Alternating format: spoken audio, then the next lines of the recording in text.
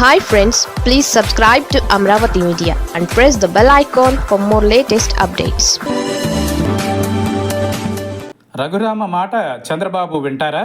తెలుగు రాష్ట్రాల రాజకీయాలలో పరిచయం అక్కర్లేని నేత రఘురామ కృష్ణంరాజు. 2019-2024 మధ్య వైసీపీ ఎంపీగా పనిచేసిన రఘురామ సొంత ప్రభుత్వంపై తిరుగుబాటు చేసి రాజకీయంగా ప్రాచుర్యం పొందారు. వైసీపీ ప్రభుత్వం ఎంత అణచివేస్తే అంత ఎత్తుకు ఎదిగిన రఘురామ ఇప్పుడు టీడీపీ ప్రభుత్వంలో కీలకంగా వ్యవహరిస్తున్నారు. ఉప సభాపతిగా అసెంబ్లీని తనదైన స్టైల్లో నడుపుతున్న రఘురామ శాసనసభ పిటిషన్ల కమిటీ చైర్మన్గాను బాధ్యతలు తీసుకున్నారు. వాస్తవానికి ఈ శాసనసభ కమిటీకి పెద్దగా ప్రాధాన్యం లేకపోయినా రఘురామరాజు చైర్మన్గా ఉండడంతో కమిటీ తీరుపై అందరూ ఆసక్తి చూపుతున్నారు. శాసనసభ పిటిషన్ల కమిటీలో రఘురామరాజుతో పాటు టీడీపీ రాష్ట్ర అధ్యక్షుడు పల్లా శ్రీనివాస్, మాజీ మంత్రులు గంటాతో పాటు మరికొందరు ఎమ్మెల్యేలు ఉన్నారు. ఇటీవల రాష్ట్ర వ్యాప్తంగా పర్యటించిన రఘురామరాజు ఆధ్వర్యంలోని అసెంబ్లీ పిటిషన్ల కమిటీ ప్రజల నుంచి పలు సమస్యలపై ఫిర్యాదులను స్వీకరించింది.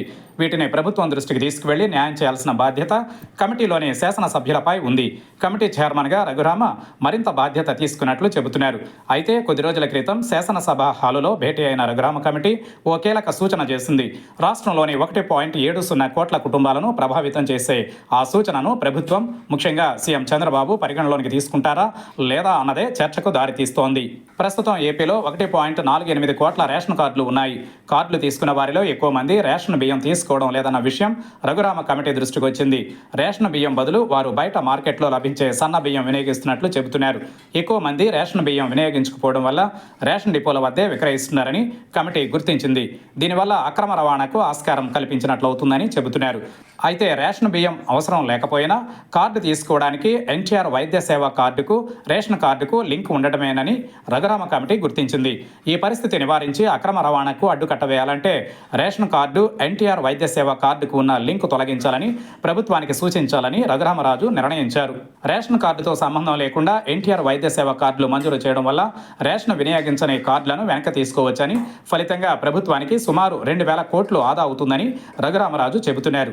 రేషన్ బియ్యం తీసుకునే వారికి డబ్బు పంపిణీ చేయాలనే ప్రతిపాదన ఉన్నప్పటికీ ఆహార భద్రతా చట్టం వల్ల అది సాధ్యం కాదని అంటున్నారు.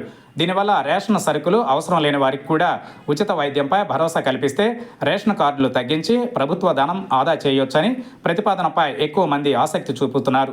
దీనివల్ల రేషన్ సరుకులు అవసరం లేని వారికి కూడా ఉచిత వైద్యంపై భరోసా కల్పిస్తే రేషన్ కార్డులు తగ్గించి ప్రభుత్వ ధనం ఆదా చేయొచ్చని ప్రతిపాదనపై ఎక్కువ మంది ఆసక్తి చూపుతున్నారు. అయితే రాజకీయంగా చాలా చిక్కులు ఎదురయ్యే ఈ సూచనపై ముఖ్యమంత్రి చంద్రబాబు సానుకూలంగా స్పందిస్తారా లేదా అన్నది చర్చనీయాంశంగా మారింది.